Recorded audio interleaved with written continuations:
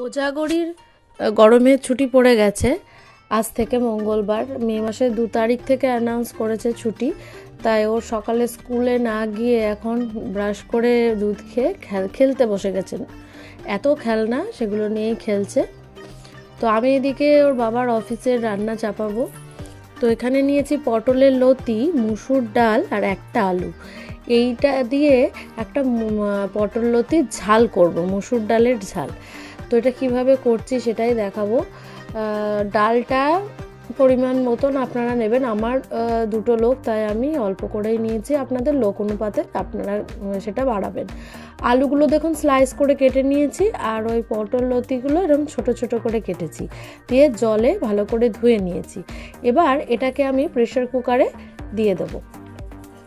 ভালো করে ধুয়ে জল ঝরিয়ে, যদি আপনাদের রান্না করতে কখনো দেরি হয় তাহলে যদি আলুগুলো আলগা থাকে তাতে কিন্তু সেদ্ধ হতে চায় না, তাই ওটা জলের মধ্যে দিয়ে রাখলে সেদ্ধ হয়। মুসুর ডালটাও দেখুন আমি আলাদাভাবে ভালো করে চটকে ধুয়েছি, কারণ ডালে অনেক রকম পাউডার দেওয়া থাকে। তো সেটা ধুয়ে ভালো করে এর মধ্যে একসাথে অ্যাড করেছি এবং জলটা পরিমাণ মতো দিয়েছি, কারণ এটা খুব একটা ঝোল ঝোল হবে না, একদম গামাখা শুকনো শুকনো যে তরকারি হয় সেরকম হবে। তো আমি এটা দেওয়ার পরে 5টা থেকে 6টা সিটি দিয়ে নিয়েছি। এবার কড়াইতে তেল দিয়ে নিচ্ছি, আর প্রেসার কুকার থেকে আমি ওটাকে বার করে একটা বাটিতে দেখুন পাশে রেখেছি। এবার অল্প পরিমাণ তেল লাগবে, বেশি তেল কিন্তু লাগবে না। একটা কাঁচা লঙ্কা ফোড়ন দিয়েছি আর গোটা জিরে কিছুটা ফোড়ন দিয়েছি। এবার খানিকটা হলুদ দিলাম। এবার যেটা প্রেসার কুকারে সেদ্ধ করে রেখেছিলাম আলু, ডাল, তারপরে পটলের লতি, সেটা কিন্তু এর সেদ্ধ করা ওটা এর মধ্যে দিয়ে একটু নাড়তে হবে, আর পরিমাণ মতো নুন এর মধ্যে দিয়ে দিতে হবে। এবার এই যে যেটুকু রস ভাব আছে এটুকুও থাকবে না, একদম দেখুন এই যে জলটা মরে গিয়ে গামাখা হয়ে গেছে। একদম জলটা যখন শুকিয়ে যাবে তখনই বুঝতে হবে এটা হয়ে গেছে। এমনিতে তো সেদ্ধ হয়েছিল, তো যাকগে এটা হয়ে গেল। এবার এটা নামিয়ে নেবার পালা। তো এটা বিশ্বাস করুন, গরম গরম ভাত দিয়ে যে পটলের লতি যেটা তেতো তেতো ভাব হয়, এইটা মুসুর ডাল দিয়ে আলু দিয়ে, এটা কিন্তু গরম ভাতের সাথে খুবই সুন্দর লাগে। আর কোনো তরকারি লাগে না, যেন মনে হয় এটা দিয়ে সব ভাতটা খেয়ে নিই। আপনারা বাড়িতে করবেন। এবং এরপরে কোজাগরীর খুব পছন্দ হচ্ছে বেগুন পোড়া। তো এখন শীতকাল নয়, গরমকাল, কিন্তু কোজাগরী খুব জেদ করছিল, তাই বেগুন পোড়ার জন্য আমি বেগুনগুলোকে পোড়াতে দিয়েছি। এভাবে এইরকম বেগুন পোড়ানোর এটা কিনেছিলাম শপিং মলে। আপনারা যারা আগে আমার ভিডিও দেখেছেন তারা দেখেছেন যে আমি এটা ওই শপিং মল থেকেই কিনেছিলাম। তো বেগুন পোড়ানো হয়ে গেছে, এর মধ্যে কাঁচা পেঁয়াজ, তেল, নুন আর কাঁচা লঙ্কা এগুলো সব রেখেছি, এবং চটকে এটাকে মাখতে হবে। তো মাখার পরে কীরকম দেখতে হয় সেটা আপনারাও বাড়িতে বেগুন পোড়ান, মাখেন, এরকম করেই মাখেন। তো আমি অনেক সময় অনেকে ধনেপাতা অ্যাড করে দেন, তো আমার কাছে ঘরে ছিল না, তাই আমি সাদা মাটা কাঁচা লঙ্কা, পেঁয়াজ, নুন, তেল, লঙ্কা এই দিয়েই করেছি। দেখুন মাখার পরে খুব এতই সুন্দর লাগছে মনে হচ্ছে এখনই খেয়ে নিই, কিন্তু তা নয়। কোজাগরীটা গরম গরম ভাতের সাথে পেলে ও পুরোটা বেগুন পোড়া দিয়েই খেয়ে নেয়। তো আজকে 2টো আইটেম দেখালাম, এবং 3য় নম্বর একটা আইটেম হচ্ছে মাছ। এটা হচ্ছে কাতলা মাছ। কাতলা মাছের আজকে করব সর্ষে পোস্ত।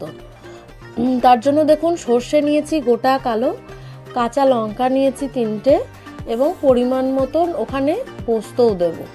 এবার একটা কড়াইটা আমি গরম করতে দিয়েছি, এবং এর মধ্যে সর্ষের তেল দেব।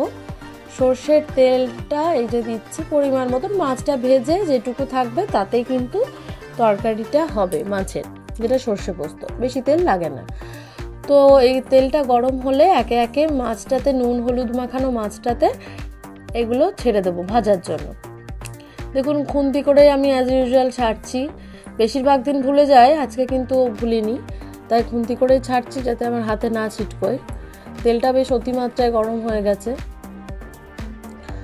এইভাবে মাছগুলোকে আস্তে আস্তে তেলের মধ্যে দিয়ে দিতে হবে এবং লাল লাল করে ভাজতে হবে।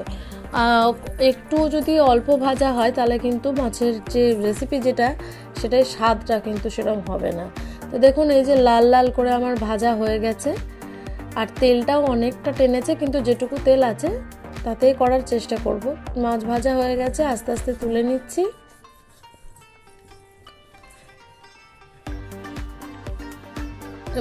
সর্ষে আর পোস্ত দিয়ে, অনেকে সর্ষে এমনিই দেন, পোস্ত আলাদা দেন, কিন্তু কোনোদিনও সর্ষে পোস্ত অর্ধেক অর্ধেক পরিমাণ করে একদিন খেয়ে দেখবেন।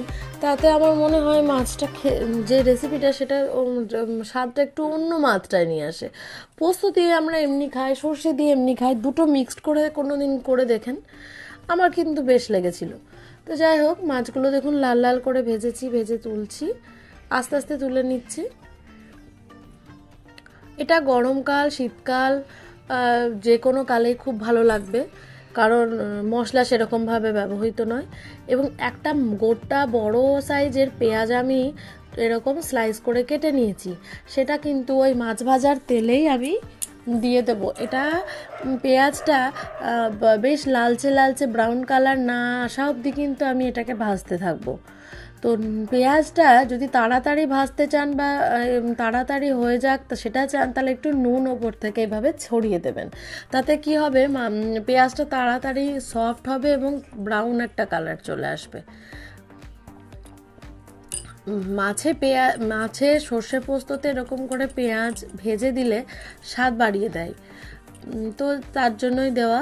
এবং এটাকে 5-10 মিনিট পরে এসে দেখছি বেশ ব্রাউন কালার চলে এসছে। এর মধ্যে এবার পরিমাণ মতন জল দেবো। জলটা কিন্তু বেশি দেবো না, কারণ মাছের এই রেসিপিতে জলটা বেশি খাবে না, এটা গামাখা একটা রেসিপি। তো এবারে যে সর্ষে পোস্ত আর হলুদ একসাথে আমি এখানটায় বেটে রেখেছিলাম, সেটা আমি এর মধ্যে এবার দিয়ে দিলাম এবং এটাকে ওই পেঁয়াজের সাথে বেশ ভালো করে মিক্সড করে নিচ্ছি। মিক্সড করে নেওয়ার পরে এটাকে এর মধ্যে একটু সামান্য পরিমাণ নুন তো আগেই দিয়েছি, এখন আর দেব না। নুনটা যদি মনে হয় পরে তখন আবার অ্যাড করবো। এবার এটাকে খুব হাই ফ্লেমে ফুটতে দেব। ফুটে উঠলে এর মধ্যে আস্তে আস্তে মাছ ভাজাগুলোকে দিয়ে দেব। দেখুন মাছ ভাজাগুলোকে আমি দিয়েছি। এবার এপিট ওপিট করে নিয়ে এটাকে ঢেকে দিতে হবে। এই যে এপিট ওপিট করে নিচ্ছি যাতে মশলাগুলো ওদের গায়ে ঠিক মতন লাগে। এবার এটাকে ঢেকে দিতে হবে। নুন আমি পেঁয়াজের সাথে দিয়েছি, তা এখন দিলাম না, আবার মাছ ভাজার সঙ্গে ছিল, একটা কাঁচা লঙ্কা ওপর থেকে দিলাম। এবং এবার ওপর থেকে একটু সর্ষের তেল কাঁচা এইভাবে ছড়িয়ে দেওয়ার চেষ্টা করবেন, দিয়ে ঢেকে দেবেন। তাতে কি হয়, এই মাছের সর্ষে পোস্ত রেসিপিটার ওই কাঁচা তেলের একটা গন্ধে অপূর্ব একটা স্বাদ এনে দেয়। তো যাই হোক, আমার রেসিপি রেডি। আজকের মতো এখানেই শেষ করছি। আমার ভিডিও ভালো লাগলে লাইক, কমেন্ট, সাবস্ক্রাইব অবশ্যই করে দেবেন এবং আমার রেসিপিগুলো কেমন লাগলো তাও কমেন্ট বক্সে কিন্তু অবশ্যই জানাবেন।